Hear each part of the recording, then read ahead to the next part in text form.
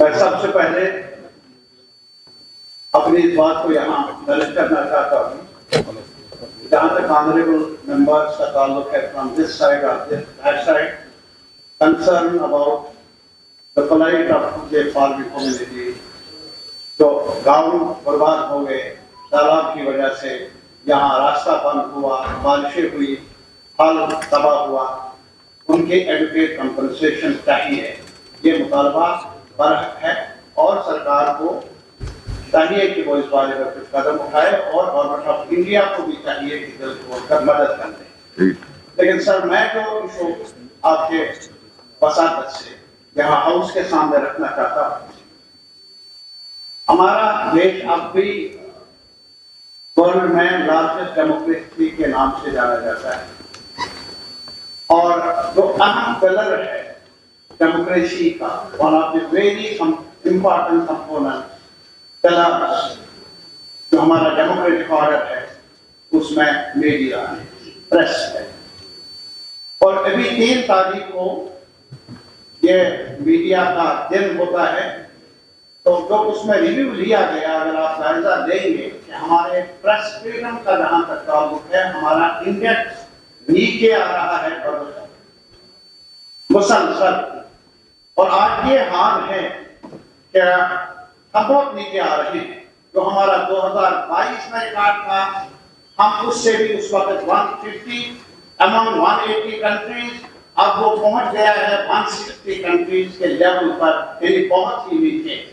اور جہاں تک جموں کشمیر کا تعلق ہے، یہاں تو پریس کیا ہے، یہ نہیں کسی پر میں تنقید کر لوں گا. مہربانی میرے دوست، میرے بیٹھے آنریبل ممبر، ہاں ٹھیک ہے بیٹھے. آپ سے گزارش ہے، جموں کشمیر زیادہ ہی جہاں تک پریس فریڈم کا تعلق ہے، اس میں اور زیادہ قدردن رہے. یہ حقیقت ہے. اور میرا یہ ماننا ہے جس سوسائٹی میں بھی پریس کی فریڈم کمزور پڑے، وہاں ڈسرپٹیو ایلیمنٹس کو فائدہ ملتا ہے اور ڈیوائسو ایکٹیویٹیز کو پروموٹ کرنے میں ایک ماحول ملتا ہے. اور اسی لیے یہ جو پریس فریڈم کا تعلق ہے، it's not in conflict with the sovereignty, the national interest. Rather, it's a pillar for promoting the national unity and the institutional guarantees for each one of us. اور میرے خیال میں جو بھی یہاں ڈیلیبریشن ہوتی ہے، اگر یہ رپورٹ نہ ہو پبلک میں اور پبلک کی طرف سے رپورٹ پبلک کو انفارم نہ کیا جائے، ہماری کرنی کیا ہے as individual members, as the institution, as the government, as the authorities. میرے خیال میں ٹرانسپیرنسی بھی نہیں رہتی، اکاؤنٹیبلٹی جو ہم بار بار دہراتے ہیں وہ بھی کمزور پڑتی ہے. میں صرف گزارش کرنا چاہتا ہوں کہ جہاں تک جموں کشمیر کا تعلق ہے، ابھی بھی 4 جرنلسٹ بند. ایک دوسرا، جہاں تک یہ جو پروموشن کا سوال ہے، اس میں اشتہارات کا سوال ہے، کئی سالوں سے منمانی رہی، کوئی کرائٹیریا مقرر نہیں، جیسے کہ جس کی مرضی، جس کی لاٹھی اس کی بات والا معاملہ. اور اب جب الیکٹڈ گورنمنٹ بنی ہے، اب بھی جو میڈیا کے بارے میں جو ایک وائبرنٹ پالیسی چاہیے شاید موجود نہیں ہے. اور اس میں جہاں تک ہمارے انفارمیشن ڈپارٹمنٹ کا تعلق ہے، that remains as confused as it was before election. میں حیران ہوں سر، جبکہ یہ حقیقت ہے، اگر ری آرگنائزیشن ایکٹ پڑھیں گے، بزنس رولز پڑھ لیں گے، اس میں یہ قاعدہ ضابطہ ہے پبلک آرڈر کے بغیر اور اوپر والی سروسز کے بغیر سارے انسٹیٹیوشنز جو ہیں وہ الیکٹڈ گورنمنٹ کے پاس ہے. اور اس میں پتہ نہیں کنفیوژن کیوں. اور ابھی بھی آپ دیکھ لیجئے کہ کئی فائلیں جو ایڈورٹائزمنٹ کے بارے میں، ایک تو پالیسی ہی نہیں ہے، وہی منمانی ہے.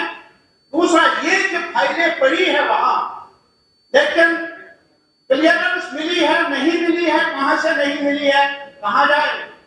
और आप आज भी ये देख लीजिए, यहाँ ग्रेटर कश्मीर है, कश्मीर टाइम्स है और अखबार है, माशाअल्लाह उन पर कल भी नजरे आया, अनायत रही, नेगलेक्ट की, और आज भी वही नजर इलेक्टेड गवर्नमेंट के होते हुए भी जारी है। पता नहीं किन किन अखबारों को, बोले मेरे पास सारे मालूमात नहीं, आप अभी चैनल सा देख लीजिए, उनकी भी मामूलत कायदे ज़ाब्ते के मुताबिक, लेकिन अभी भी गुलिस्तान की चैनल का जो मसला है इल्तिवा में पड़ा है, सुनने में आया है।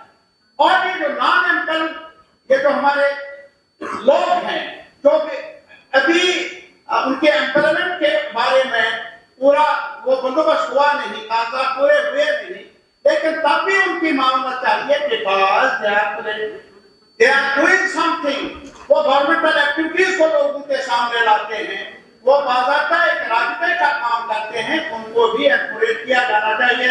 मैं कंक्लूड कर लूंगा। First, we must ensure freedom of press, we must protect our reporters, we must protect जो डेमोक्रेसी का पिलर है, और इसके अलावा जरूरी है कि हमारी इस खिते में मीडिया पॉलिसी बननी चाहिए, जिसमें ये जो एडवर्टाइजमेंट उसके बारे में मनमानी है उसके बारे में भी पॉलिसी हो, ताकि पता रहे कौन हकदार है कौन नहीं है, किसको कितनी मामला चाहिए। ये मेरी गुजारिश है। Thank you.